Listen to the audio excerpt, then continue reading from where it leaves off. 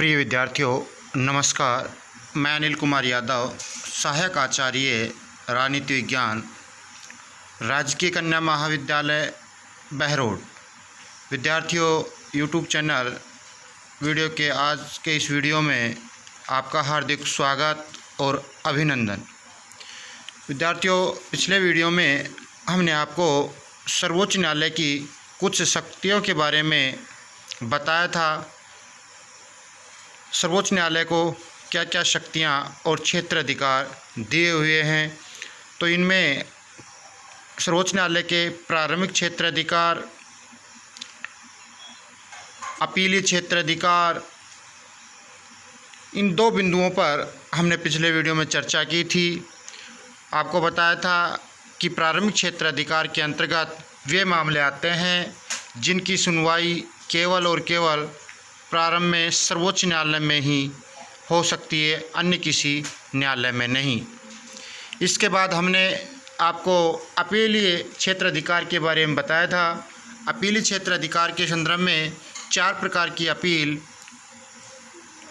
उच्च न्यायालय के निर्णयों के विरुद्ध सर्वोच्च न्यायालय में की जा सकती है, जिसमें आपको दीवानी, फौजदारी, विशिष्ट अपील और संवैधानिक मामलों में अपील की बात आपको बताई थी। इसी कड़ी में आज आगे बढ़ते हुए हम सर्वोच्च न्यायालय की अन्य क्षेत्र अधिकारों के बारे में, अन्य शक्तियों के बारे में आज चर्चा करेंगे।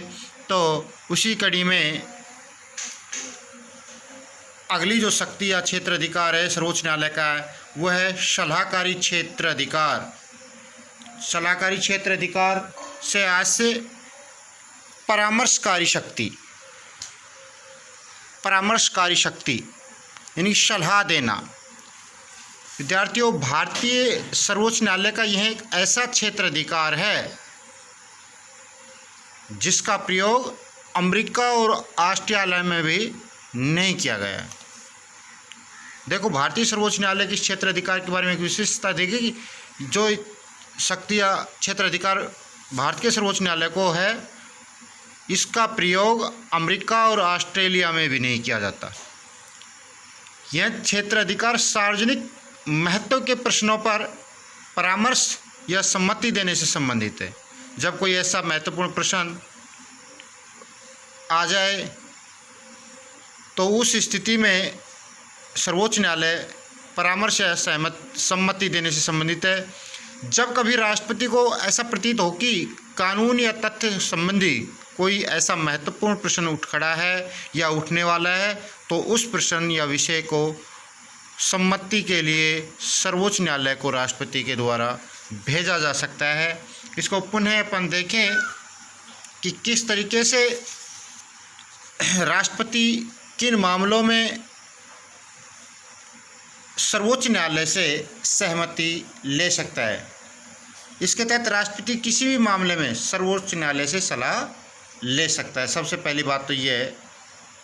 अब सलाह लेने के आधार क्या होंगे? सलाह लेने के आधार में हम देखें, यदि सार्वजनिक महत्व का कोई मुद्दा हो जिस पर सर्वोच्च न्यायालय की सलाह आवश्यक हो, ये नहीं सामान्य मामलों पर सलाह मांगने लग जाए। मामला ऐसा हो जो सार्वजनिक महत्व का हो। यदि ऐसे संधि या समझौते जो संविधान के लागू होने से पूर्व किए गए हों, ऐसे संधि या समझौते जो संविधान के लागू होने से पूर्व किए गए हों, उन मामलों में राष्ट्रपति सर्वोच्च न्यायालय से सलाह मांग सकता है। बात आती है कि राष्ट्रपति सर्वोच्च न्यायालय की सलाह मानने को बाध्य है या नहीं। तो ये क्लियर है कि जब राष्ट्रपति सर्वोच्च न्यायालय से सलाह मांगता है और सर्वोच्च न्यायालय उस पर कुछ अपने सुझाव देता है, तो राष्ट्रपति बाध्य नहीं है कि उस सलाह को माने ही माने। इसी तरह सर्वोच्च न्यायालय प्रत्येक मुद्दे पर सलाह देने को भी बाध्य नहीं है। जिस तरह राष्ट्रपति सर्वोच्च न्यायालय के सुझाव को मानने के लिए बाध्य नहीं है, उसी तरह सर्वोच्च न्यायालय भी प्रत्येक मुद्दे पर सलाह देने के लिए बाध्य नहीं है। सर्वोच्च न्यायालय की सलाह राष्ट्रपति पर बाध्यकारी नहीं होती है, पूर्व में आपको बता दिया गया है, परंतु यह सलाह अधीनस्थ न्यायालयों पर बाध्य होती है।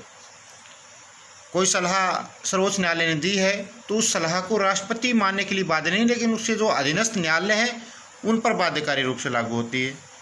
इसके बाद संविधान के लागू होने के पूर्व में किए गए समझौतों एवं संधियों वाले मामलों में सर्वोच्च न्यायालय के लिए सलाह देना बाध्यकारी होता है।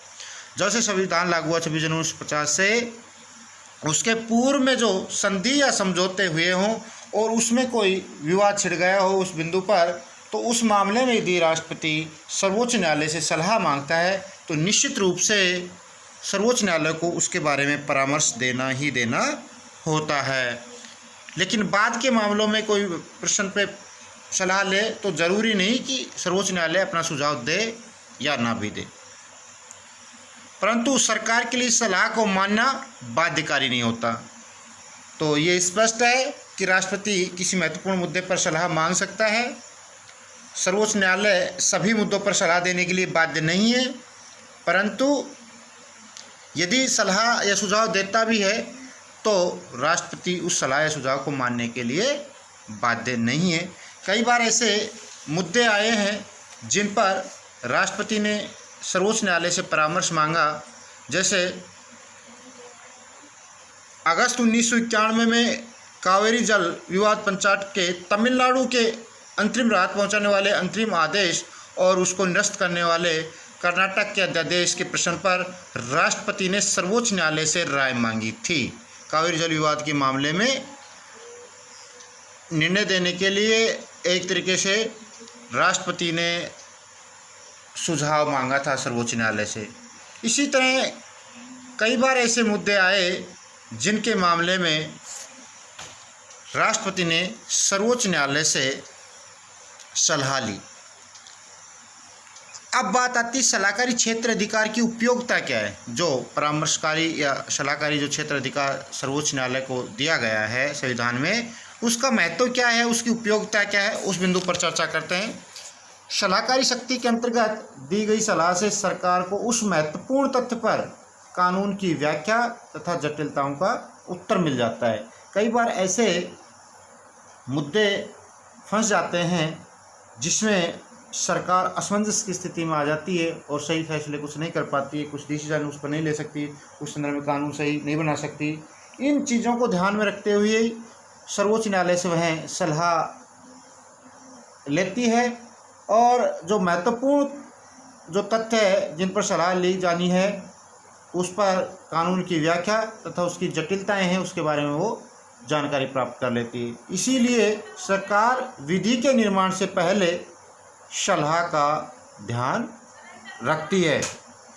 सलाहकारी निर्णय भले सरकार पर बाध्यकारी न हो, लेकिन अधीनस्थ न्यायालयों के लिए बाध्यकारी एवं निर्देश के अनुरूप में माने जा सकते हैं। तो इस प्रकार जो सलाह सर्वोच्च न्यायालय के द्वारा दी जाती है वो निर्णय भले सरकार मानने के लिए बाध्य न हो, लेकिन जो अधीनस्थ न्यायालय हैं उनके लिए बाध्यकारी और निर्देश के रूप में माने जाते हैं। तो इस कारण से सरकार के लिए ये इस तरह का जो सलाह या परामर्श किया जाता है सर्वोच्च न्यायालय से, वो नए कानूनों के निर्माण में और पुराने जो विवादी जो कानून है उनमें संशोधन के लिए एक तरीके से परामर्श मिल जाता है, या कोई विवादित मुद्दा है उसके बारे में सही तथ्य प्राप्त हो जाते हैं।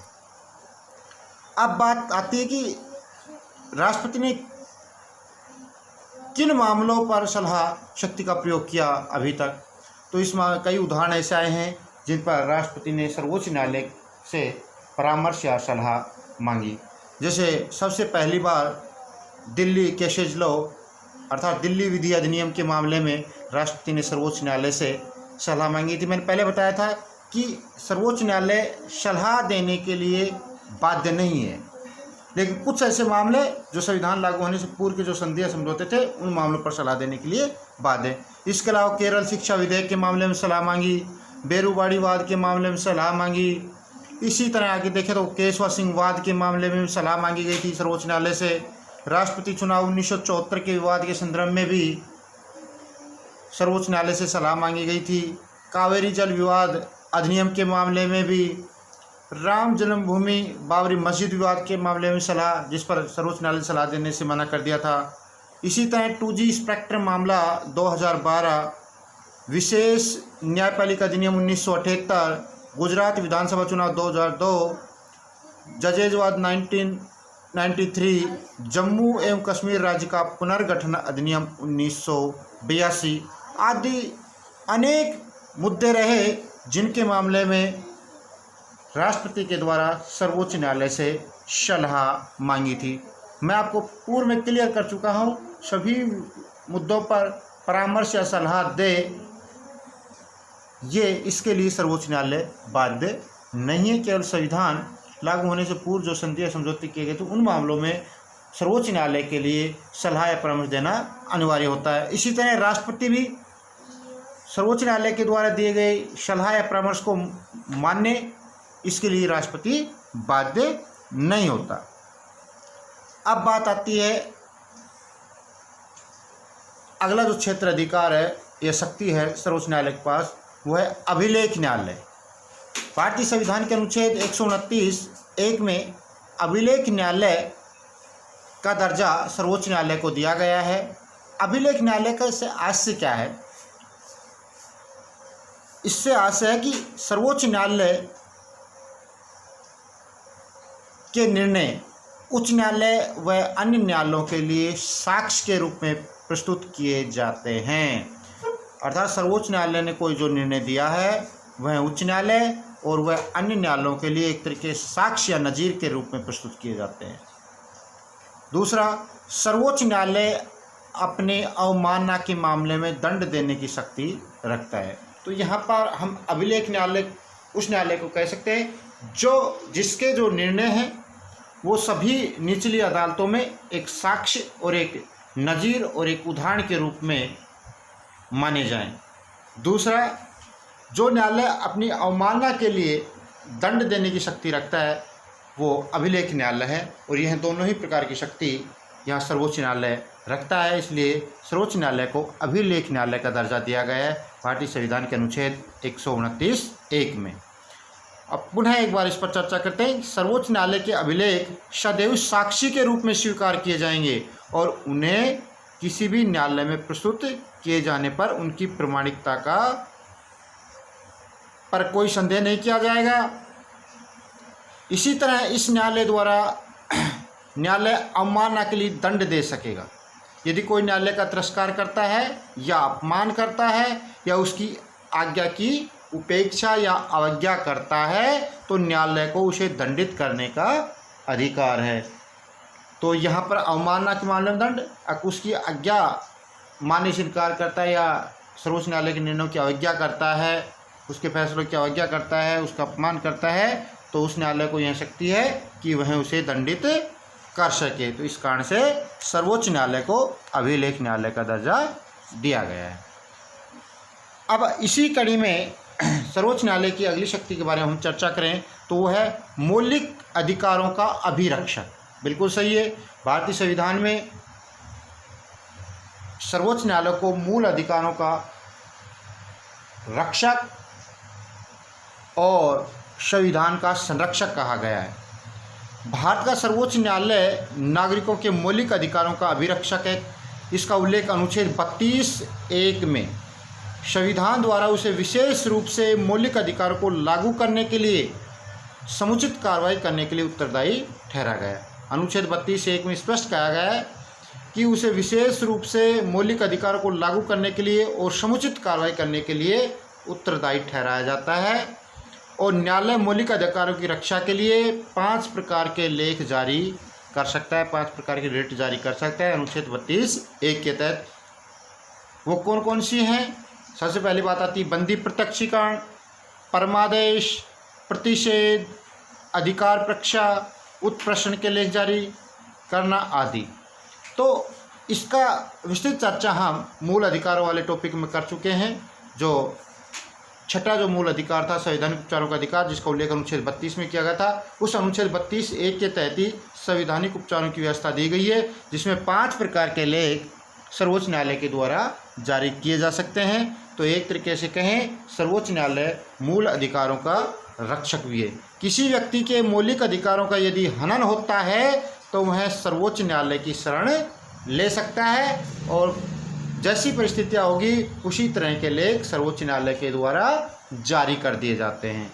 इस प्रकार सर्वोच्च न्यायालय नागरिकों के मूल अधिकारों की रक्षा के लिए एक सजग प्रहरी के रूप में कार्य करता है। तो विद्यार्थियों, स्पष्ट हो गया होगा कि सर्वोच्च न्यायालय को मौलिक अधिकारों का रक्षक क्यों कहा जाता है। अब बात आती है अगली शक्ति, पुनर्विचार संबंधी क्षेत्र अधिकार। पुनर्विचार, दोबारा से विचार करना। सर्वोच्च न्यायालय किसी मामले में अपना निर्णय दे दिया और वादी को ये लगता है कि सर्वोच्च न्यायालय का यह निर्णय उचित नहीं है या उसके पक्ष में नहीं है या कानूनी दृष्टि से गलत है, उसके साथ अन्याय हो गया है, तो वह पुनर्विचार याचिका दायर कर सकता है। और भारतीय संविधान के अनुच्छेद 137 के अनुसार सर्वोच्च न्यायालय को यह अधिकार प्राप्त है कि वह स्वयं द्वारा दिए गए आदेश या निर्णय पर पुनर्विचार कर सके। यानी सर्वोच्च न्यायालय जिसने पूर्व में कोई निर्णय दे दिया है और सर्वोच्च न्यायालय को यह लगे कि उसने जो फैसला दिया था, जो निर्णय दिया था, उसमें कोई गुंजाइश रहेगी, उसमें कुछ गलती होगी, किसी के साथ अन्याय हो गया, तो उसमें आवश्यक परिवर्तन सर्वोच्च न्यायालय के द्वारा किया जा सकता है। धन्यवाद विद्यार्थियों।